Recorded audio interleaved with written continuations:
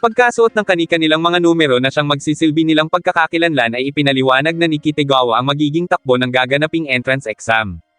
Sa oras umano na mabanggit ang suot nilang numero, ibig sabihin ay tanggal na sila. Sa pagsisimula ng test ay agad na pinapila ni Kitagawa ang lahat sa loob ng track para sa survival run. Ang lahat ay tatakbo sa track at kung sino man umano ang hindi makatagal ay disqualified na, at matatapos lang umano ang race na iyon kapag sinabi ni Kitagawa na tama na. Nang marinig ang patakaran ay inutakan na ni Takagawa ang iba pang mga kumukuha rin ng exam sa pamamagitan ng pagtakbo ng mabilis para mauna. Dahil doon ay binilisan na rin ni Goro ang pagtakbo, subalit nag-alala si Toshi para dito sapagkat hindi naman nila alam kung ilang laps sila patatakbuhin kaya baka hindi umano ito tumagal hanggang sa huli. Kasunod ng pangyayaring iyon ay nagawang malampasan ni Takagawa ang 16 na mga nasa hulihan kaya tinawag na ni Kitagawa ang mga iyon para sabihin na disqualified na sila. Hindi nagtagal ay malapit ng maabyute ni Takagawa si Kimori kaya sinabihan ito ni Goro na magmadali sa pagtakbo. Ang ilang mga opisyal naman ng paaralan ay nagtaka kung bakit ganong kaga ibinigay ang ganoong test, pero giit ni Kitagawa na hindi nila kailangan ang mahihinang player kung doon pa lang ay babagsak na ang mga iyon. Halos mawalan na ng pag-asa si Kimori dahil konti na lang ay maaabutan na siya ni Takagawa pero pinalakas lang ni Goro ang loob niya at sinabing kayanin niya ang makapasa. Sinubukan ni Goro na unahan si Takagawa nang sa ganon ay mapigilan ito sa paglampas kay Kimori, ngunit hindi ito pumayag kaya pinatid nito si Goro at saka umarangkada sa pagtakbo. Pero dahil sa sobrang bilis ay madaling napagod at nawalan ng lakas si Takagawa kaya naabutan ito ni Goro at saka ginantihan sa pamamagitan ng pagtulak. Kasunod ng pangyayaring iyon ay tinapos na ni Kitagawa ang race, at ayon dito ay 113 players ang nakapasa sa unang pagsubok. Agad din itong sinabi ang susunod na test na tinawag niyang physical fitness test kung saan gagawa ng 1,000 push-up o di kaya ay squats ang mga player, at ang sinumang hindi makabuo o makagawa ng 1,000 beses na kabuo ang bilang ay disqualified na. Napaisip si Kimori kung kakayanin ba niya iyon nang biglang ibigay na ni Kitagawa ang hudyat ng pagsisimula kaya wala na siyang nagawa kundi ang mag-push up at mag-squat para hindi ma-disqualify. Maya-maya pa ay napagtagumpayan nilang tapusin ang second test at 40 na lang silang mga natira kaya agad na silang dadako sa third test. Gamit ang handball goal, magkakaroon sila ng one-on-one match kung saan parehong player ang babato ng bola at kung sino ang unang hindi makasalo ay automatic na disqualified na. Sa pamamagitan ng pagbunot ng numero ng mga player ay naging magkatunggali ang kaninang nagkainitin na sina Goro at Takagawa. Sa unang beses na pagbato ng bola ay pareho iyong hindi nasalo ng dalawa kaya meron pa silang pangalawang pagkakataon.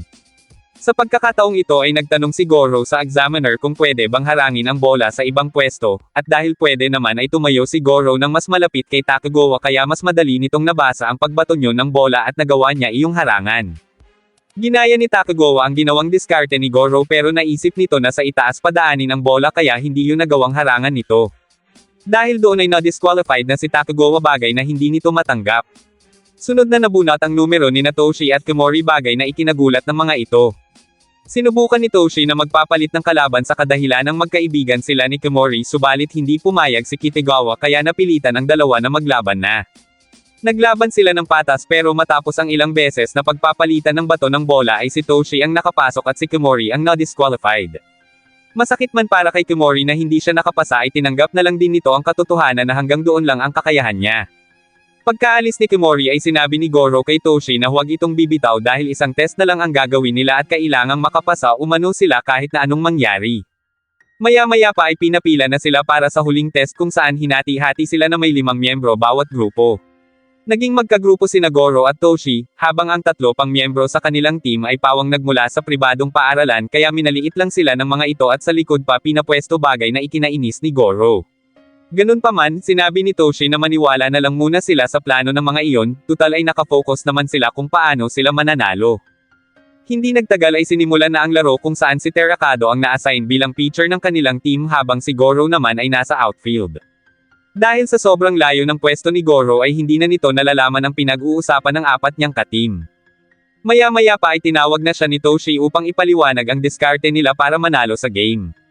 Nung una ay nadismaya pa si Goro dahil ang buong akala nito ay siya na ang gagawing pitcher pero sa huli ay sumang-ayon na rin ito sa plano ni Toshi. Dahil malaki ang kumpiyansa ni Toshi na hindi matatamaan ng kalaban ang malakas na pitch ni Terakado ay inalis na nila si Goro sa outfield at ginawa na lang itong shortstop sapagkat maari umanong isang tao na lang ang tumakbo pagdating sa outfield.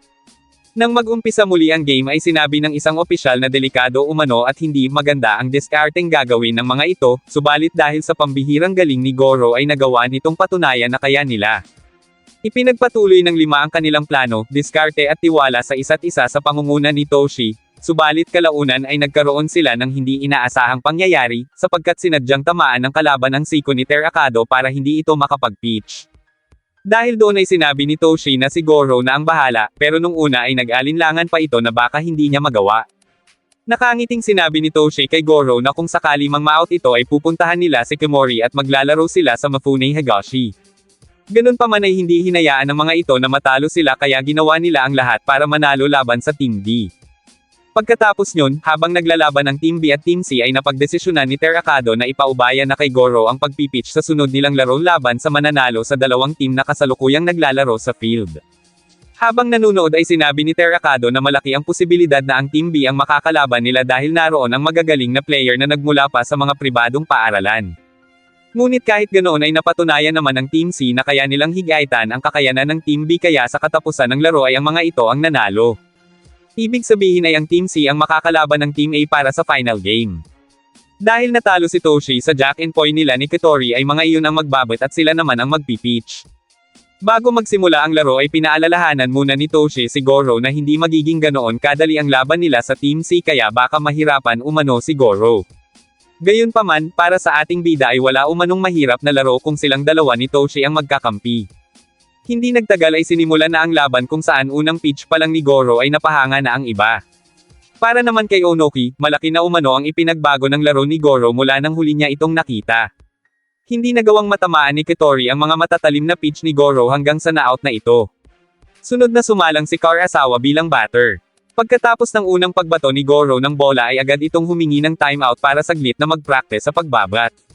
Nang mag-umpisa na muli ang laro ay agad namang tinamaan ni Karasawa ang bola pero na-out iyon bagay na hindi nito mapaniwalaan, subalit kahit ganun ay sinabi ni Karasawa na pababagsakin niya ang sinumang haharang sa kanya para makapasok sa Kado. Maya-maya pa ay ang Team A naman ang pumwesto bilang batter at ang unang sumalang ay si Toshi. Nung una ay nahirapan si Toshi na tamaan ng bola, pero nang magawa nitong sundan ang pagdating yun ay tinamaan niya ito bagay na siyang nagpapanalo sa team nila. Kinahaponan ay binati ni Kitagawa ang 5 nakapasa sa physical examination at sinabing maari na ang mga itong makapag-enroll sa Kado School at maging regular na varsity player. Subalit bago umano iyon mangyari ay kailangan muna ng mga itong maipasa ang academic exam para sa athletic program bagay na ikinagulat ni Goro.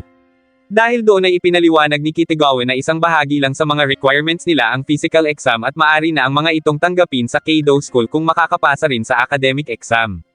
Dagdag pa ni Onoki na may konting panahon pa naman ang 5 para makapag-aral, at kung alanganin umano ang mga ito ay kailangang ngayon pa lang ay mag-review na.